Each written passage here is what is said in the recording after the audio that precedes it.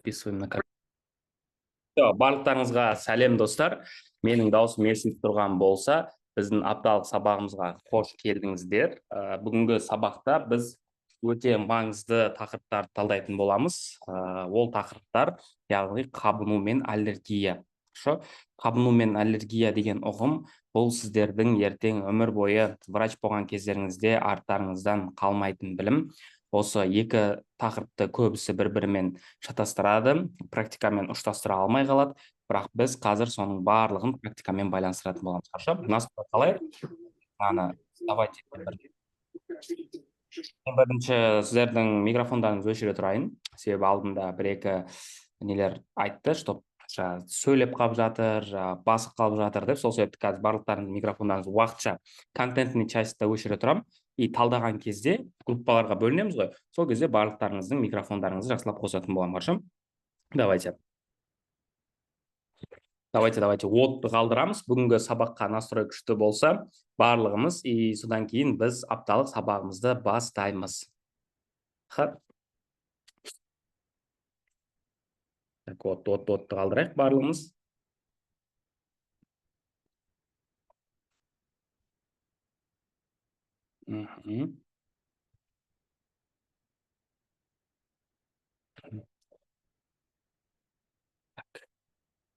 Былай қылайық.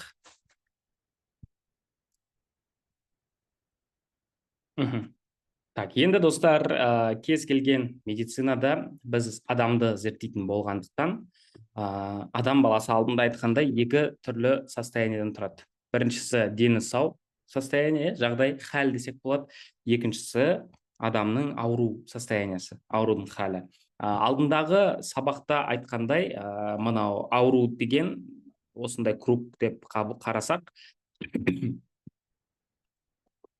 ауруды круг деп қарасақ, сау адамды да осындай круг деп айтамыз. Яғни, менің қазір жүрегім 60-80 рет соғып тұр. Мысалы, Анельдің да жүрегі 80-60 рет соғып тұр. Мысалы, Нұрсұлтанның да жүрегі примерно сол 100-ге дейін соғуы мүмкін.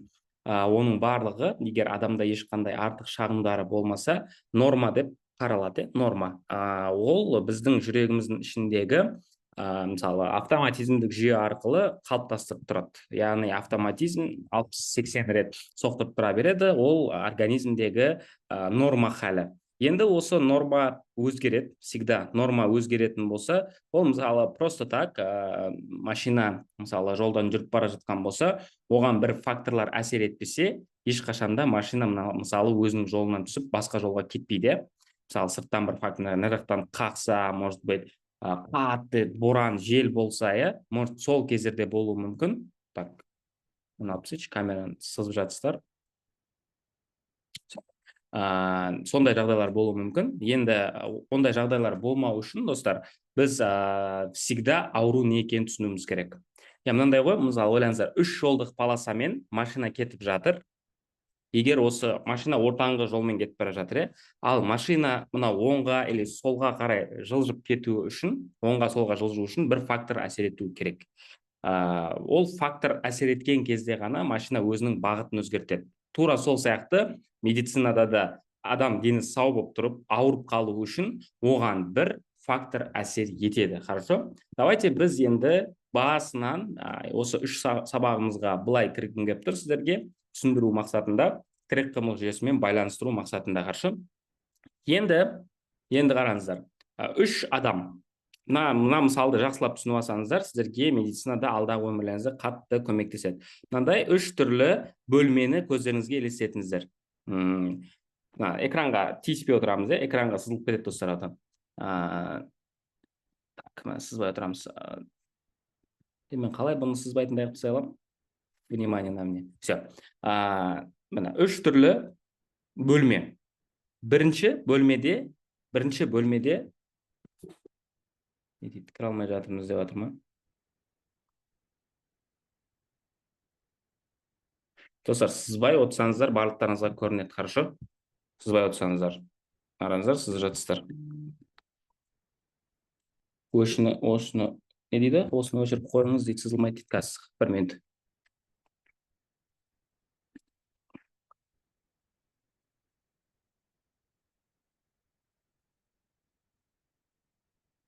Сіздер өздеріңізге қатысушыларға, достар, қараңыздар. Жарайды, оны істемей қояйық. 3 бөлмені көздеріңізге елестетіңіздер. 3 бөлме. Бірінші бөлмеге бір адамды кіргіземіз, екінші бөлмеге екінші адамды кіргіземіз, үшінші бөлмеге үшінші адамды кіргіземіз. 3 бөлмеде екі түрлі ситуацияны қоямыз. Біріншісі фактор, екіншісі этиология. Бүкіл бөлмеге, хорошо? Фактор, этиология деген сөзді біз жақсылап түсінуіміз керек. Мысалы, бірінші бөлмеге мысалы Анель кіреді, екінші бөлмеге Арай кіреді, үшінші бөлмеге мысалы Қуаныш кіреді. Осында 3 бөлмеге 3 адамды кіргіздік. Енді бірінші 3 бөлмеде де мысалы адамға штанга көтертейік дейік. 3 бөлмеде де адам штанга көтереді. Қараңыздар, Қуаныштың жасы 20-да, Анельдің жасы 60-та, Нұрсұлтанның жасы мысалы 50-де, но плюс не бар одашы, мысалы остеопороз бар. Енді әртүрлі ситуация әртүрлі әсер етеді. Мысалға, бірдей этиологияны беріп тұрмыз, штанга көтеру, Қуаныш көтереді, ештеңе болмауы мүмкін. Неге? Себебі ода фактор жоқ та, ешқандай қол сынып кетуге. Мысалы, Анельде не бар? Анельде мысалы жасы да нормальный, мысалы 50 жаста болсын, и факторда, бірақ фактор болса, ол кезде плюс-минус болады. Или сынады, или сынбайды. Или мысалы Нұрсұлтанда мысалы жасы 70-те, ода этиологияны да беріп тұрмыз, факторды да беріп тұрмыз, ол адамда точно сүйегі сынады. Тура медицинада, достар, қабыну солай жүреді, естеріңізде болсын. Всегда кез келген ауруға алып келетін этиология болады, оны біз себеп деп атаймыз. Оны мен сабақта айттым, эндогенді себептер организмнің ішінен болатын. Экзоген себептер жаңағы физикалық, химиялық, тағы биологиялық болып бөлінеді дедік. Енді тағы 3 бөлмені көзге елестетейік. Бәрімізге таныс, мысалға грипп дейік. Гриппке алып келетін этиология не? Қалай ойлайсыздар? Чатқа жазамыз. Себебі гриппке алып келетін. Адам не үшін грипповать етеді? Вирус дейді, суық тию. Қараңыздар, мына жерде бізде түсінік екіге бөлініп жатыр, суық тию и вирус деп жатсыздар.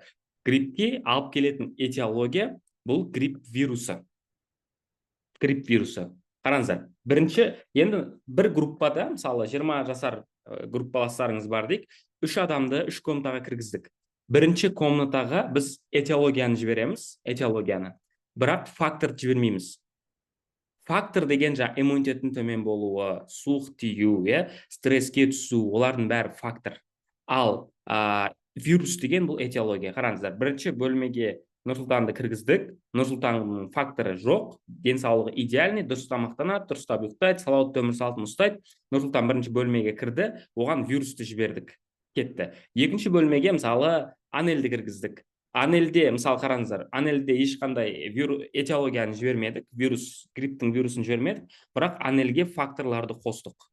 Не мысалы? Суық қылдық ол бөлмені, тамақты жегенін төмендеттік, стрессовый ситуацияларды бердік өміріне, и иммунитетін төмендеттік. Бірақ вирустың этиологиясын бермедік ол бөлмеге. Үшінші бөлмеге, мысалы, Айдосты кіргіздік, Айдосқа біз этиологияны да бердік, факторды да бердік. Түсінесіздер ғой, да? Этиологияны да бердік, факторды да бердік. Енді сіздерде мына сұраққа жауап болады. Мысалы, бір группаның ішінде бір адам грипппен жөтеліп келеді. Неге онда Қалбек ауырмайды да Анель ауырады? Енді түсіндіңіздер ме? Түсінген болсаңыздар плюс. Просто Қалбекте фактор жоқ ауруына, ал Анельде фактор да бар, этиология да бар. Осылай түсінуіміз керек. Этиология бізде фактор болып кете алады. Факторда бізде этиология болып кете алады. Солында есіңіздеріңізде болсын. Ол қалай? Мысалға, суық ауа райы, ол үсік, адам үсіп қалуы бар ғой, отморожениенің этиологиясы, ал грипп болудың ол факторы. Тура сол сияқты, мысалға, мысалы, адамның өзінің кальций деңгейі аз, организмде гипокальцемия болып жүр. Адамға ана жақтан велик айдап құлауы ол фактор, плюс этиологиямен аяғы сынды.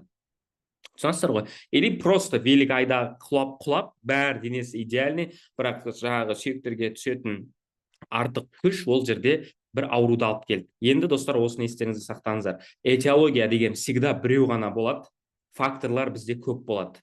Этиология ол қолайлы жағдай, этиология ол себепке всегда қолайлы жағдай жасалу керек. Кім түсінді? Давайте тағы чатқа плюс қоямыз. Этиологияның медицинада екі түрі бар. Осы жерде көбісі қателеседі. Этиология, енді бізде фармада, достар, естеріңізде болсын, всегда лечение осылай жүреді. Біріншісі этиологиялық ем. Яғни ауру, грипп келді, вирусқа қарсы препаратты бердік, адамнан этиологиясын алып тастадық та, и факторларын жөндейміз, үйінде жаңа жатып демалуын айтамыз, факторларға әрекет етеміз, адам дені сау болады, все. Или мысалға не? Давлениенің кесірінен адамда инсульт болуы мүмкін. Біз давлениені корректировать етеміз, инсульт ауруын алдын алып қаламыз, сол сияқты.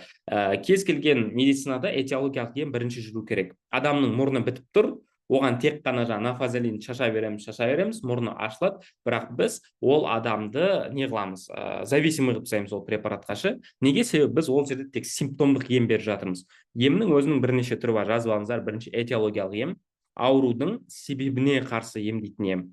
Екінші бізде патогенездік ем. Патогенез деген аурудың басталуы мен жаңа симптомға дейін жүріп жатқан жолын әсер етеміз. Оны мен сіздерге қазір мысалмен түсіндіремін. Үшіншісі бұл симптомдық ем. Симптомдық ем, адам температурасы көтеріліп тұр, температурасын түсіреміз. Адамның басы ауырып тұр, бас ауруына қарсы дәрілерді береміз. Мұрны бітеліп тұр, мұрнын ашамыз. Оның бәрі бізде симптомдық ем. Адамның мұрны бітеліп тұр, оның неге бізге қазір мысалы нафазолин шаша сал дейді? Себебі этиологияны іздеп отыруға уақыт керек. Понимаете? Этиологияны іздеп отыруға білім керек. Мысалы, адамның неге мұрны бітеді деген сұрақты қойсаңыздар, өздеріңіз сіздер жауап табасыздар. Оның өзінің азақ, мысалы, бактерия болуы мүмкін, вирус болуы мүмкін, или аллергия болуы мүмкін, или тамырларында вазомоторный ринит болуы мүмкін, да? Соның біз себеп, мысалы, аллергияға проба жасатып көреміз, аллергия жоқ, тағы да мына жерінен не алып көреміз, жағынды тексереміз микробиологиялық, мысалы, нейтрофильдер көп, ол жерде, и біз сразу түсінеміз, бұл адамда бактерия мұрнында деп. И антибиотик или бактерия факторды беріп емдеп көреміз. Сол кезде в основном мұрын бітелгенін қояды. Үшіншісі вирус болуы мүмкін, вирус болғаннан кейін мұрын бітелуі мүмкін. Вирусқа қарсы ем беріп, оны емдейміз. Или мысалы гайморит болуы мүмкін. Мына жақта гаймор қойнауында бактериялар кетіп, основной гайморитті емдеу арқылы адамның мұрнын бітелгенін біз емдейміз. Понимаете? Мысалы гастрит.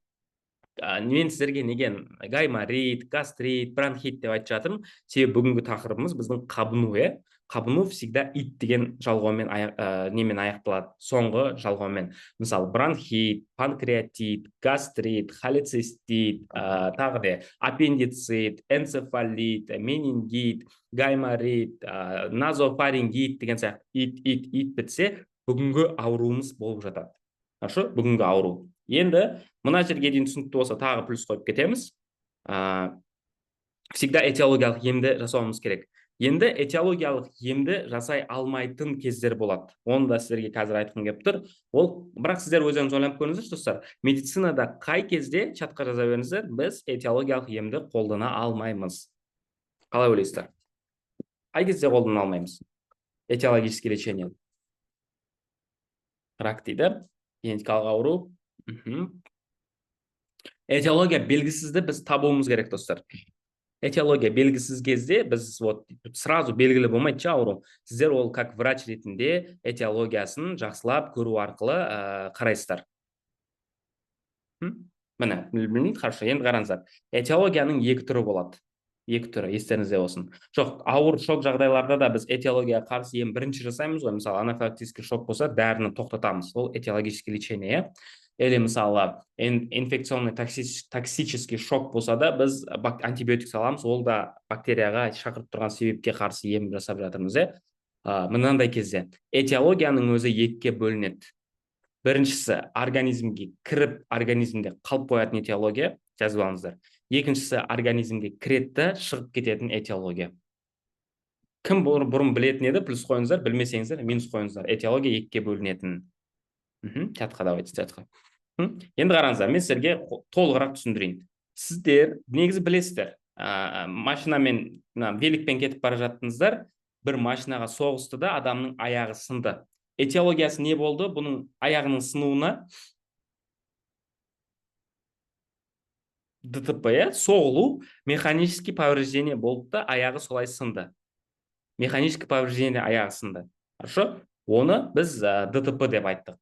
Енді біз оны этиологически емдей алмаймыз, себебі уже все, бір рет кірді да фактор, аяқты сындырды, обратно шығып кетіп қалды.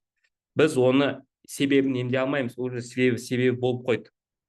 түсіндіңіздер ғой, себебі болып қойды. Или мысалы қараңыздар, адам тауға барып келді да, көзі қышып аллергия болды. Ол уже тауға барып қойды да, понимаете, тауға барып қойды. Сіздер ол жерде аллергияға қарсы антигистаминовый препараттарды, патогенездік ем болады. Мысалы адам күйді, все, ол күйіп қойды уже. Яғни этиологияның екі түрі бар. Біріншісі организмге кіріп шығып беретін этиология, екіншісі кіріп қалып қоятын этиология.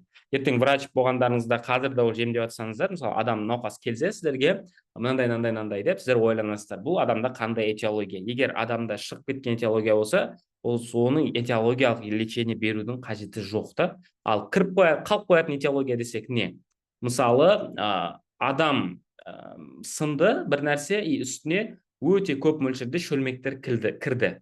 Ол себебі ол шөлмектің кіруі қан туғызып тұр, қан кетуді. Сол шөлмекті алып тастау деген сияқты. Или мысалы адам вирус жұқтырды, вирус организмде қалып қойды. Соған этиологический лечение. Үшінші жағдай бар, этиологиялық ем жасай алмайтын кездер. Ол мысалы инфекциялық аурулар ішінде вирустарға қарсы просто этиологический емнің болмауы.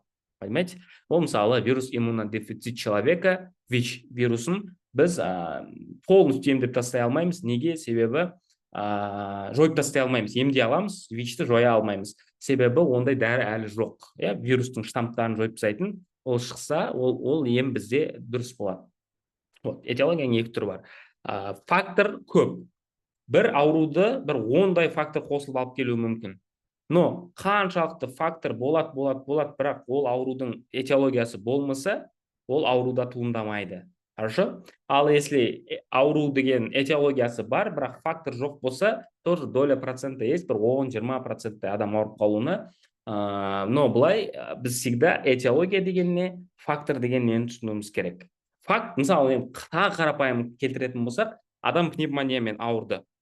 Генетикалық аурулар тоже этиологиясы жоқ, уже кірді организмге, мысалы хромосомный ауру, даун синдром, уже все, сіз хромосоманың ішіне кіріп емдей алмайсыз, ол жерде чисто симптоматикалық ем болады. Симптоматикалық ем.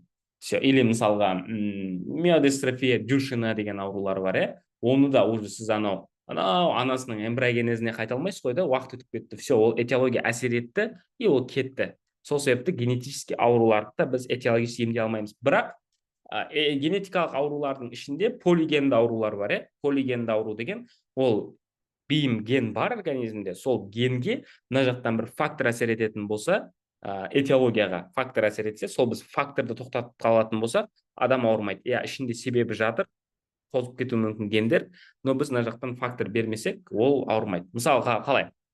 Папасы гипертоник еді, баласына біз полностью психологпен жұмыс етіп, дене шынықтыру жұмысын жақсартып, өмірін идеальный қылып, жаңағыдай нагрузкасын беріп, артық салмағын корректировать етсек, ол балада давление бола бермейді. 100% давление болмайды. И қантты диабет 2-де сондай. Әкесінде болды, баласында да болмауы мүмкін. Но бірақ кішкене стресс қосылып қалатын болса, бір фактордың өзі ананы оятып жіберуі мүмкін да. Бірақ біз факторге қарсы да емді осылай айтылады. Этиологияға қарсы ем, факторға қарсы ем болады. Үшіншісі бізде патогенездік ем. Енді патогенез деген сөздің, достар, мағынасын да көбісі түсіне бермейді. Патогенез деген сөздің мағынасын түсіндіру үшін мен сізге қазір мына мысалды айтам, сіздер оны көздеріңізге елестетіңіздер. Получается да, сен отырып кола ішкің келді.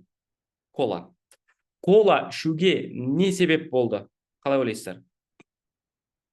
Этиологиясы не кола ішудің? Желание, организм үйреніп қалды, реклама. Негізгісі реклама, одан кейінгісі шөлдеу просто, шөлдеу. Неге сен су ішпедің, себебі сен реклама шөліңді кола көп басады деген идеяны беріп жүрген ғой. Содан кейін сен кеттің. Міне, миға реклама әсер етті, этиология, кеттің, сен тұрдың, мысалы 10-шы этажда тұрасың, киіндің, аяқ киіміңді кидің, лифтке барып, лифт шақырдың, лифттан түсіп, подъезден барып, есігін аштың подъездің, магазинге бардың, ішінен жүрдің, полкысына барып, коланы алдың, алып келіп төледің, и обратно сол жолды қайтадан келіп, үйіңе келіп, коланы столға қойдың. Вот, коланың столға қойылды, уже сен алдында кола тұр, ол уже симптом. А осы этиология мен симптомның арасын біз патогенез деп атаймыз, достар. Хорошо? Патогенез. бір симптомда шығуы мүмкін, оны да патогенез дейміз да. Но осылай кім түсінді, плюс қоямыз. Патогенез деген ол жолы, аурудың даму жолы. Себебінен жаңағы неге дейін барса, мысалы аурудың белгілеріне дейін барса, оны біз патогенез дейміз. Патогенездік емді сіздер қарапайым осылай түсініңіздер. Қуаныш кола ішкісі келді, бірақ біз есікті кілттеп тастадық. Все. Қуаныш бара ала ма колаға? Есік кілттеп тастадық, болды. Бара алмайды. Ол қанша қаласын мына жақтан миллион реклама көрсете берейік ше Қуанышқа, триллион реклама көрсетейік, бірақ Қуаныштың есігін кілттеп тастадық, все, ауру ары қарай жүрмейді. Или жарайды, Қуаныш тез жүріп жатыр да есіктен өтіп кетті, біз лифтқа кіріп қалдық, мына жақтан тұрдық та лифтті өшіріп жібердік, лифттің ішінде застрял Қуаныш. Мына жақтан қанша желаниясы болсын, қанша реклама көрсеттім, қанша шөлдей берсін, Қуаныш ана жаққа бара алмайды, ауру солай тоқтайды. Түсіндіңіздер ме? Патогенездік ем деген осы. Үшінші мысалы лифттен де өтіп кетті, мысалы магазинге де бара жатыр еді, бірақ кола алатын ненің холодильниктің есігін кілттеп тастадық. Хорошо, есігін кілттедік та, или холодильниктің алдына тұрып алдық бүйтіп. И Қуаныш холодильникке кіре алмай жатыр. И Қуаныш кола ала алмайды, по-любому ала алмайды. Барып тұр, бірақ коланы ала алмайды. Соңында келді, біз тұрдық та сатушыға айттық, маған кола сатпа, сатсақ сені соттаймын деген деп ше. Сатушы айтты, мен саған кола сатпаймын деп кетті, или арақ сатпаймын деп. Бітті, тоқтады ана жерде патогенездік ем. Түсіндіңіздер ғой? Патогенездік ем деген осы. Енді достар, бізде мынандай ситуациялар бар. Адамнан патогенездік ем бізде жақсы, егер біз патогенезді уақытын өткізіп алмасақ. Егер Қуаныш уже магазинге барып қойып коланы алып келе жатқан болса, оны уже тоқтата алмайсыздар. Лифттен тоқтаттың, коланы сол жерде ішіп қояды. Түсіндіңіздер ма? Үйдің есігін жауып тастадың, түсіндіңіздер ма? Ол ана жерге келдің, ана жерде не болды? Мысалы, лифтті тоқтатсаң, Қуаныштың қолында кола бар, Қуаныш коланы іше береді. Көрдіңіздер ма? Этиологиялық емге в основном уақыт қажет етпейді, достар. Мысалы, туберкулез деп 6 айдан кейін туберкулез болып жатыр. Достар, себебін емдедіңіздер, туберкулез кетті. Патогенезде уақыт керек, уақыт маңызды. Патогенездік емде. Ол кезде біз в основном симптомдық емді бере аламыз, не істей аламыз? Мысалы, Қуаныш қатты кола ішкісі келіп тұр, уже алып қойды да коланы. Кола қолында тұр. Бірақ не істейміз? Коланың орнына Қуанышқа айтамыз, Қуаныш, мә су ішші деп айтамыз, Қуаныш суды ішеді, и колаға дейін желаниясы төмендейді. Түсіндіңіздер ма? Бірақ по-любому қолында кола тұр.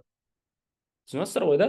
Қуаныш, или барамыз да Қуаныштың несін аузын жауып тастаймыз скотчпен, қинаймыз да. Сол симптомдық ем деген, естеріңізде болсын достар, ол аурудың емі емес, тек қана аурудың белгілерін төмендету. Мысалы, Қуанышқа рекламаны аз көрсетеміз, Қуаныштың жанына отырып алып әңгіме айтамыз, сен кола ішпе, бірақ коласы қолында тұр, қой, сен болмайды деп ше. Ол бізде симптомдық ем, симптоматический ем. Түсіндіңіздер ғой достар? Этиологиялық ем деген не? Факторға қарсы ем деген не? Патогенездік ем деген не? И симптомдық ем деген не? Түсінікті деп жазып жіберіңіздер. Ақпараттар просто қарапайым нәрсе болуы мүмкін, бірақ сіздерге бұның бәрін біз жақсылап үйретуім керек сіздерге, барлығын ақырындап. Симптомдық ем. Все. Осы 3-4 түрлі ем бар. Қабыну өтсек болады ма деп жазыпты мында. Қабыну, достар, осының бәрі қабыну. Қабынудың этиологиясы бар. Қабынудың патогенезі бар. Қабынудың симптомы бар. Аллергияның да этиологиясы бар, патогенезі бар, аллергияның да симптомы бар. Сіздер оның осы факторы бар. Осын түсінбесеңіздер, сіздер қазір иә деп өтіп кете береміз. Хорошо? Кеттік. Мына момент түсінікті болған болса, молодцы. Енді қабыну ауруын айтайық. Эфир сақталады. Қабыну ауруын айтайық. Қабыну деп қазақтар қабыну деген бір нәрсенің дұрыс болмай қалуы деген сияқты мағына, қабындыру деген сияқты, ушықтыру деген мағынаны береді. Міне қазір айтамын, патогенезі қандай. Қабынуға алып келетін этиология қандай? Енді өзіңе сен сұрақты қойып көр. Қабынуға қандай этиология алып келуі мүмкін? Чатқа жазсаң да болады. Видеода бәрі түсіндірілген, қандай симптомда этиология. Мысалы, эндогенді фактор и экзогенді фактор кетті. Оны айтпаймыз, білесіздер. Одан қабынудың патогенезі қандай? Мына жерде қазір қызық басталады. Қабыну деген бұл сыртқы, мысалы қараңыздар, сыртқы ортадан кез келген бір этиология әсер етеді, триггер дейді. Мысалға, адамның аяғына шеге кіріп кетеді. адамның аяғына шеге кіріп кеткен кезде ол этиологиясы шеге. Мынаны енді сызбай отырамыз, хорошо достар, мен сызып түсіндіруім керек сіздерге.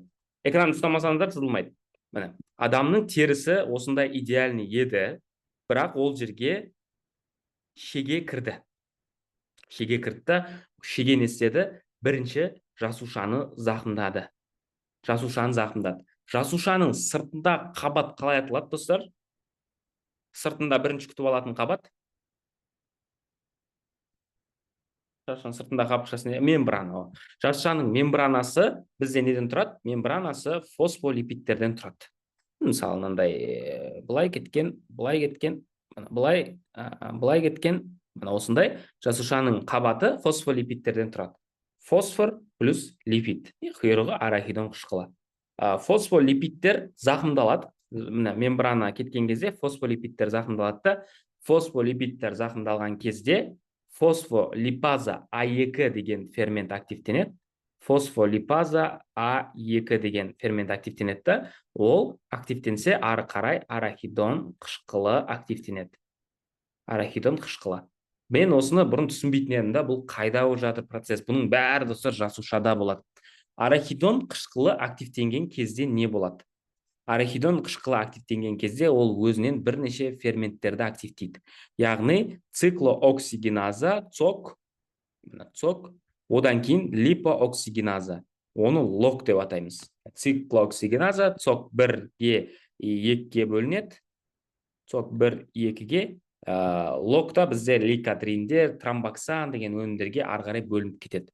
Мына моментті біз жақсы білуіміз керек. Жасуша зақымдалады, фосфолипидтер зақымдалады.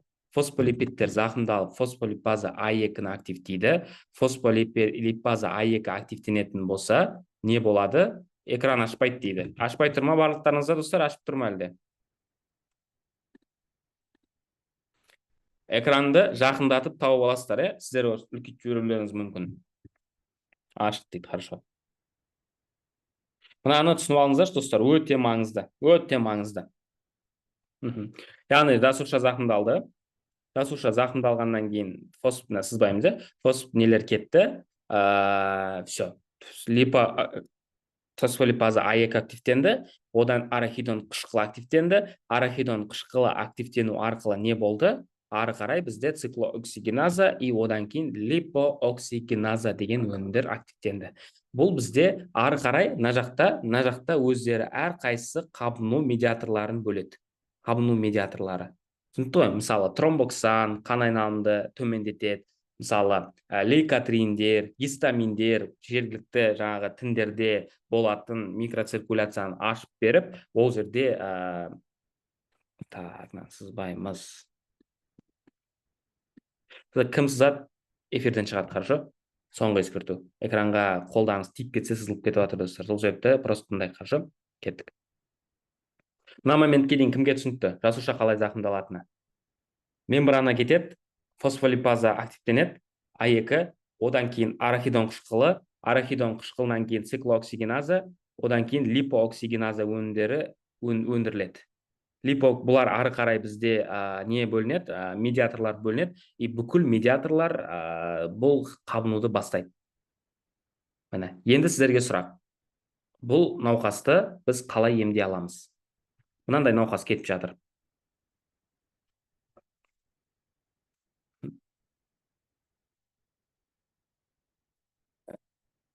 Болды. Осы механизмді білулеріңіз керек, все. НПВС, нестероидный противовоспалительный препараты деп айттық, одан кейін стероидный противовоспалительный препараттар. Міне. Давайте, достар, тағы бір рет. Кез келген организмге бөгдезат түссе, бөгдезат. Енді біз мына общий механизм түсінікті болса, сіздер скринге түсіріп алыңыздар. Енді біз мына аймақта болатын процесстерді айтамыз. Мына аймақта болатын процесстер. Кез келген организмге енді бірден шеге кірмейді ғой. Мысалы, не болуы мүмкін? Мысалы, бір адам жөтелді, бактерия кірді өкпенің ішіне. Ол шырышты қабатқа барған кезде бірнеше клеткалар өліп қалады. Бір нәрсе кірсе, бірнеше клетка өледі. Бірнеше клетка по-любому аман қалады, бірнеше клеткалар активтенеді. Ең бірінші активтенетін клетка бұл макрофагтар. Макрофаг деген бүкіл жасушалардың сыртында жүретін құрылым. Яғни бүкіл жасушаларды қорғап жүреді, ішіне процестің кіргізіп жібермеу үшін. Макрофаг. Макрофаг активтенген кезде интерлейкин 1 активтенеді. Ең бірінші соны түсініңіздер, интерлейкин 1 активтенеді. Интерлейкин 1 активтеніп бүкіл қанға шығады, ол бүкіл жаңағы терморегуляцияны, жылудың шығарылуын тоқтатып тастайды да, жылудың өндірілуін арттырады. Жылу шығармайды болды. Сол кезде температура артады. Жүрекке барып синустық ритмді активтеп ЧСС шақырады. Миға барады да жаңағы гипофизге АКТ-ны активтеп мынаяқтан адреналинді өндіреді. Сүйектерге барып сүйектердің резорбциясын арттырып сүйектерді ауыртады, қақсап тұрғандай сезім болады. Интерлейкин 1 осылай шығады есіктен. Естеріңізде болсын, есіктен. Бұл мына жақта болатын процесс. Бұл қабынуға дейінгі бірінші острый фаза деген ответ болады. Енді қабыну осылай жүреді. Қабынуда себеп кетті уже. Мысалы, бактерия, мына процесті қосып тұрған бактериялар болса, біз оны емдейміз антибактериалды препараттармен. Антибиотиктерді өтеміз обязательно, антибиотиктермен емдейміз. Ал если, мысалы, адамда ревматоидный артрит уже болып қойды, генетический проблема, сіз оның генетикасына кіре алмайсыздар ғой. Ол кезде бізде екі түрлі лечение бар. Қабынуға қарсы препараттар, енді сразу давайте фармамен қосайық. Мынау патогенезді фармамен қосамыз. Қабынуға қарсы препараттардың екі түрі бар. Стероидты препараттар, одан кейін стероидты емес. Стероидты деген бұл гормондар, гормональный препараттар. Стероидты емес дегендерге не жатады? Бұған бізде сок 1, сок 2-ні тежейтін аспирин, кетарал, кетатоп, нимесулит, эндометацин деген сабақтағы бүкіл сіздердің білетін ибупрофен деген препараттардың бәрі бұл циклооксигеназаны тежейді. Мына жерден тежейміз қабынуды, и стероидтық препараттар мына фосфолипаза А2-ні тежейді. Стероидный препараттар бұл бізде патогенетический ем болса, ал нестероидный препараттар ол не? Ол симптоматикалық ем болады. Симптомдық ем. Түсінікті ғой? Адам, мысалы, температурасы көтеріліп жатыр, ол процесс мына жерде, мысалы, интерлейкин 1 активтеніп терморегуляцияны арттырып жатыр, қабыну болғандықтан. Ол сіз мына жерде өзімен өзі мына жерге интерлейкин 1 тоқтататын препарат жоқ. Бірақ мынау процесс осылай келіп жатыр да, мына жерде мысалы цоктар активтенгеннен температура артып жатыр ғой. Біз тұрамыз да, мына жерден тоқтату арқылы организмде температураны түсіріп тастаймыз. Или ауырсыну сезімі. Мысалы, простагландиндер активтенеді. Простагландиндерді тежейтін препарат бар, мысалы, тек аналгин деген препарат. Или мысалға немесулит препараты, или мысалы кетанал препараты. Ол тек қана ауырсыну тежейді, қабыну мына жақта жүре береді. Ал серьезный қабынулар болса, мынау тек локальный қабыну ғой, мысалы, адам тізесін ұрып алды, тізесі ауырып бара жатыр, сол жерге мазь жақтың да тізесіне ауырсынуын қойдырдың. Ал енді бізде системный аурулар бар. Тізесі, жүрегі, бүйрегі, қолы, бүкіл жер ауыратын аурулар, ол кезде біз мына жерден тоқтатуымыз керек болады процесті. Патогенезден бағана қуаныштың жүріп баратқан жолынан тоқтатып қалып, ол бізде не дейді? Преднизолон, гидрокортизон, дексаметазон деген препараттар. Оны қазір бір-бірлеп жақсылап талдаймыз. Мына жерге дейін кімге түсінікті болды? Фарма, вот видите, достар, фарма өте оңай, егер сіздер механизммен байланыстыра алсаңыздар. Фосфолипаза А2-ні тежейді бізде гормондар, сокты тежейді, бірін тежейтін препараттар бар, тек сок 2-ті тежейтін препараттар бар, или екеуін қосып тежейтін препараттар бар. Міне. Енді сіздер, давайте достар, ұмытпаймыз, адамға ибупрофен іштерейін деп жатқан кезде сіздер түсінесіздер, бұл науқасты біз тек қана симптомын басамыз. Температурасы түсіп жатыр, ол ауруды емделмеді. Бұл адамның ауруын емдеу үшін или біз патогенезге ойланамыз, или не істейміз, или этиологияны ойланамыз. Енді микрофондарыңыз осы моментте қосайын. Енді сіздерге сұрақ, достар, неге екі түрлі препараттарды қолданған? Неге біз мысалы грипп болып жатқан адамға преднизолонды беріп, гриппін тоқтата салмаймыз? Қалай ойлайсыздар? Патогенезбен. Микрофондар. Сол күштісінен бастағанда несі ғой, төмен дәрілер, күші төмен дәрілер уже әсер етпей қояды. Гормонально әсер етеді, потому что побочный эффект больше. Вирусный кезде вроде вирус ядроны зақымдамай ма? Из-за этого? Вирусный кезде вирус ол бізде сразу барып ядроны зақымдайды ғой, из-за этого ма, потому что жасушаның ішінде вирустар көбейеді да, сосын барып тінге шығады ғой.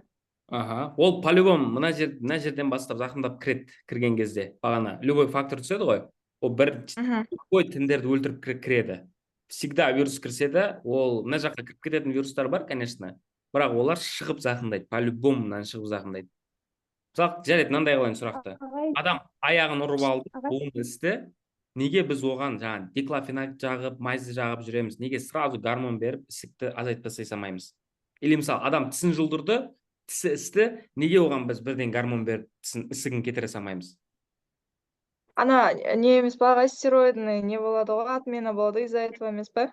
Тағы да. Гормонды бергеннен кейін оны дұрыс дозаны күніге көбейтеміз да, күніге азайтып отырып шығарамыз ғой гормонның ГКС-ті.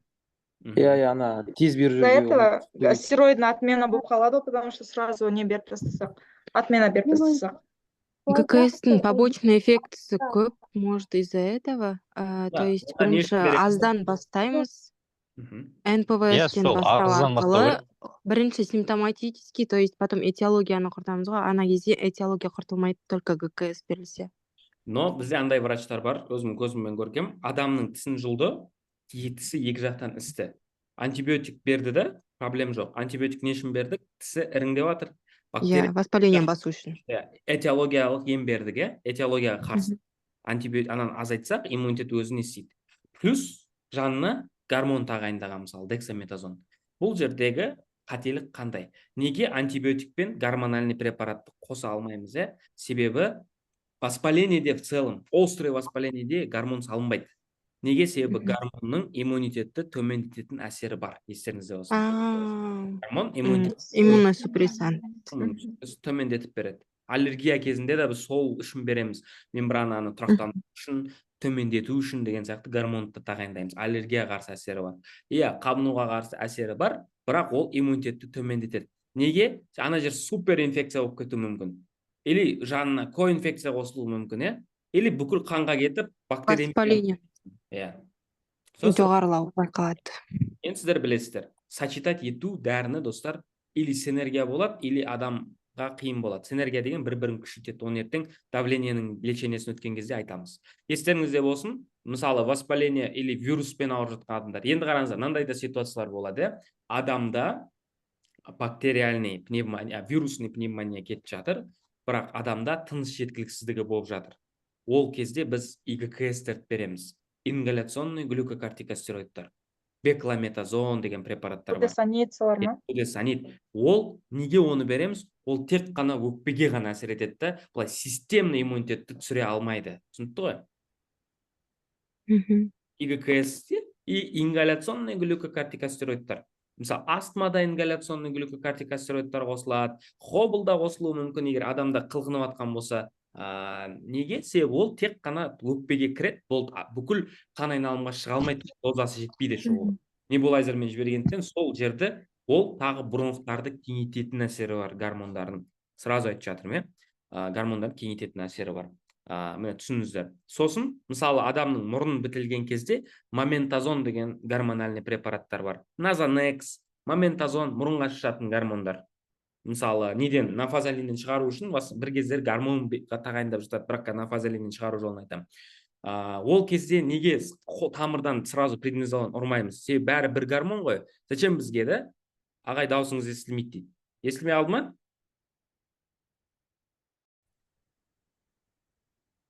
Так, естілді ма, достар? Дауыс естілді ма, дауыс?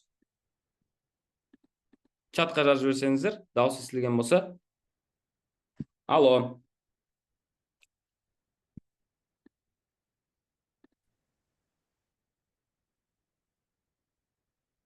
Достар, даусым естілді ма?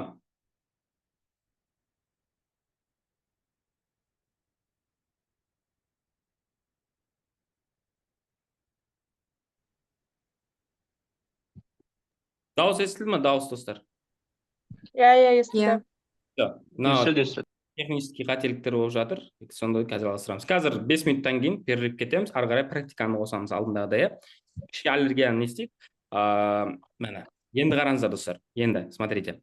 Қай жерде тоқтадық? Жана ГКС беріп жатырсыз, еще не ИГКС Мұрын. айтып жатырсыз ғой, басқа системаға бармайды деп.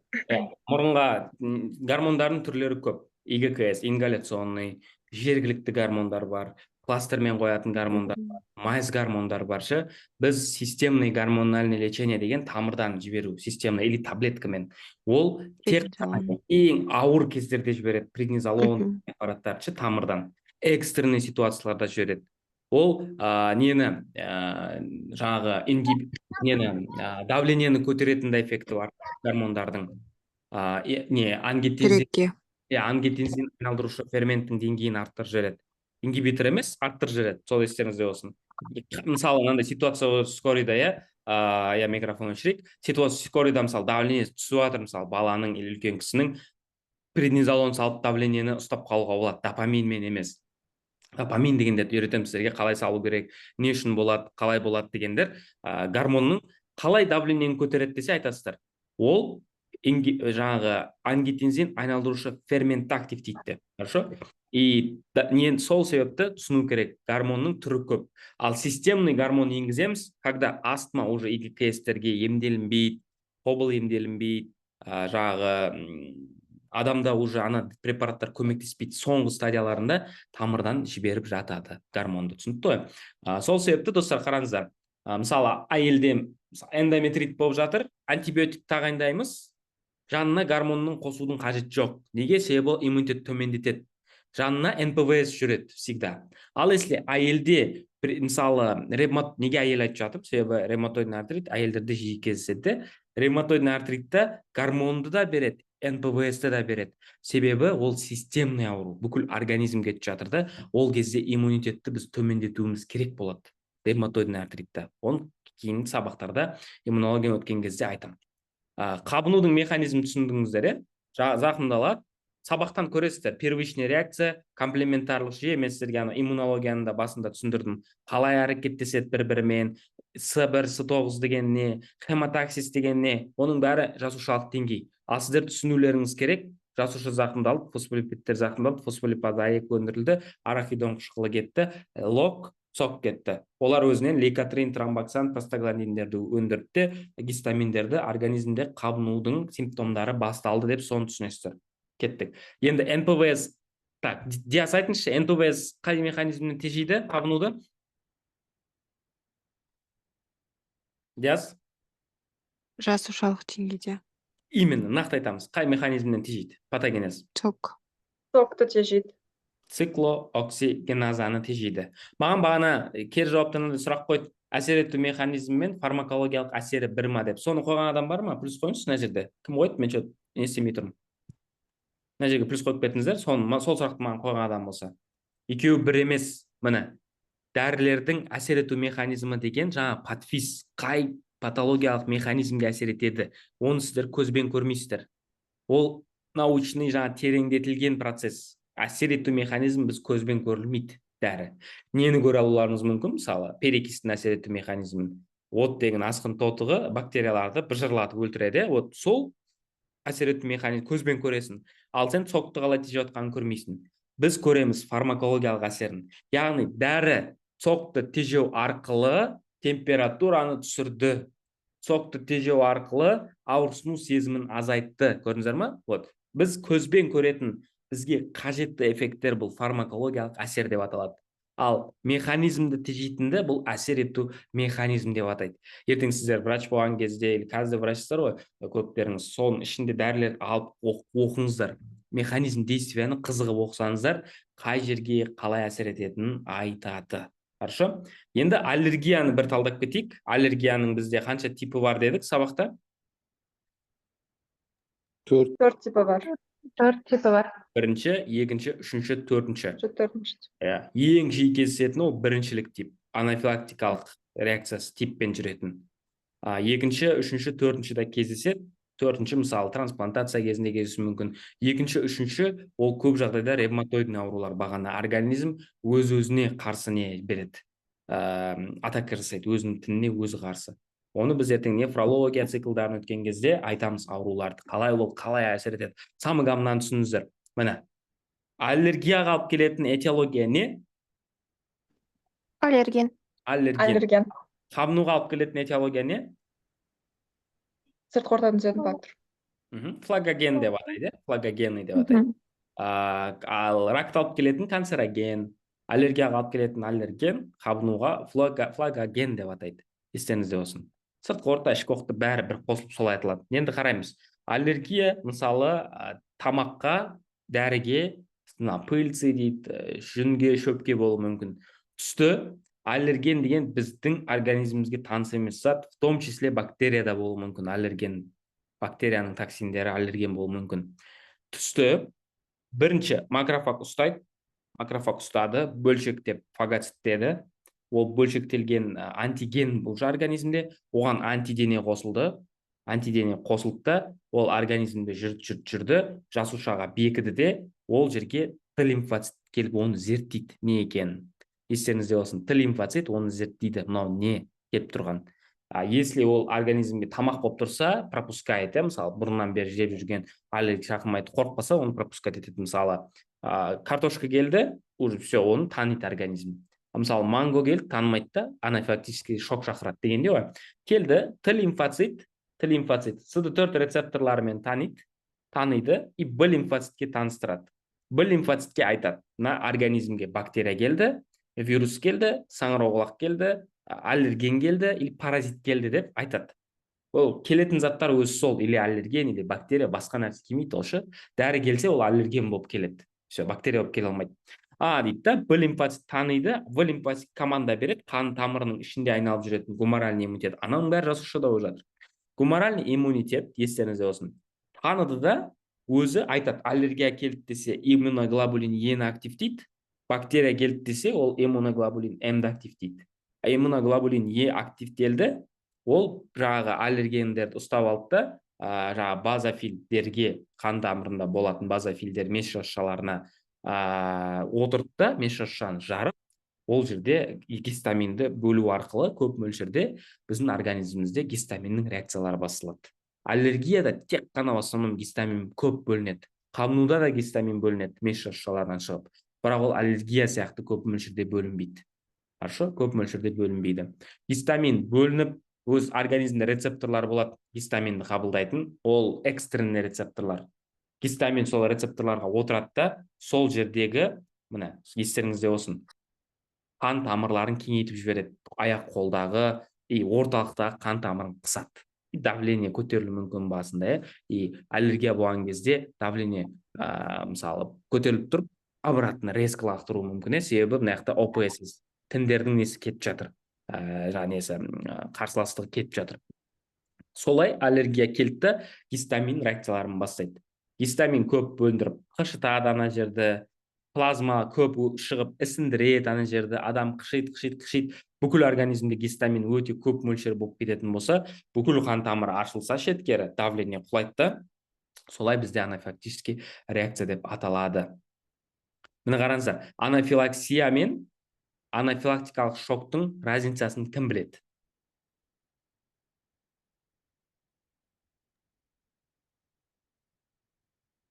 Анафилаксия деген сөз бар, анафилактический шок дейді. Естеріңізде болсын, анафилактический шокта давление түседі.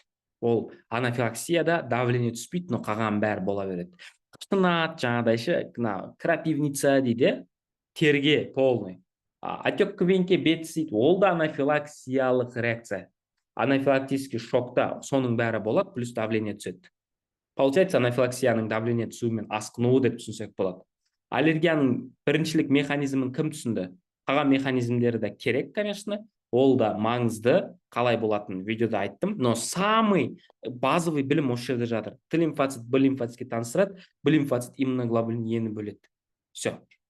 Осылай механизммен жүреді. Кім түсінді? Плюс қоямыз. Лечениесі қалай? Антигистаминдік препараттар. H1 гистамин блокаторлар.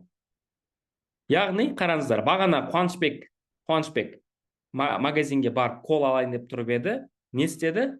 H1 гистамин блокатор дәрі барды да холодильниктің алдына тұрып алды. Түсіндіңіздер ме? Қуаныш коланы ала алмай қалды. Вот это есть патогенездік лечение. Келді, дәрі келіп тұр, жаңағы қуаныш келіп тұр, коламды алып кетуге, бірақ холодильниктің сыртында кім тұр? Жасұлан тұр. Все, коламды бермеймін деп, түсіндіңіздер ме? Себебі Жасұлан келіп отырып алды, болды. Охрана болып алды ана жерге. Антигистаминдік блокаторлар деп сол аталады. H1 гистамин блокаторлар, H2 гистамин блокаторлар деген бар. H2 деген рецепторлар ол тек қана асқазанда болатын рецепторлар. Оны біз ас қорыту жүйесін айтқанда өтеміз. H1 гистамин блокаторларының қанша поколениясы бар дедік, достар?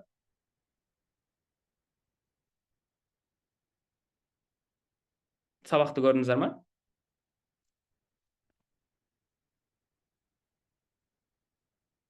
Қанша поколениясы бар дедік? 4 емес. 3 поколение. Кім көрді, достар? Плюс қойыңыздар, аллергияға қарсы дәрілерді. Кім көрмеді, минус қойыңыздар. Аллергияға қарсы 3 топ препарат бар. Соны көру керек, достар. Сабаққа кірмес бұрын 2 күн уақыт бар ғой. 2 күнде көру керексіздер. Қазір мен ана видеода ақпарат қайтадан түсіндіріп отқан кезде біз практикаға кіре алмай қаламыз. Хорошо? Сол сабақ көру керек. 3 тобы бар. H1 гистамин блокатор. Бірінші топ, бірінші ұрпақ, екінші ұрпақ, үшінші ұрпақ. Неге ол 3 ұрпаққа дамыған? Мысалы, жігіттерге сұрақ. Мысалы, Лангрузердің қанша поколениясы бар? 200-й кузовтың. Айтыңызшы, Жаслан, айтыңызшы, 200-й ары қарай неге дамыды? Қыздар или білсеңіздер. 300-йға қарай дамыды. 300-й жақсы ма, 200-й жақсы ма? Бүкіл показателі бойынша. Неге 300-й жақсы? Себебі 200-йда жоқ заттарды ана жаққа кіргізді, түсінесіздер ғой? Мысалы, бұрынғы Жигули жақсы ма, или қазіргі Лада жақсы ма? Конечно, қазіргі Ладасы жақсы, себебі әр поколение сайын ананы көреді. Мына Жигули мына бұрылған кезде рулі қатты, давай енді рульға гур қояйық дейді. Гур деген тез айналатын. Или айтады, мысалы, Кашкайды айтады, бұрынғы поколениесінде түрі онша емес еді, қазір давай түрін жақсартайық. Сиденесі онша емес еді, сиденесін жақсартайық дейді. Түсінесіздер ме? H1 гистамин блокатордың 3 поколениясы бар. 4-ші поколение жасалып жатыр, бірақ әлі шықпаған.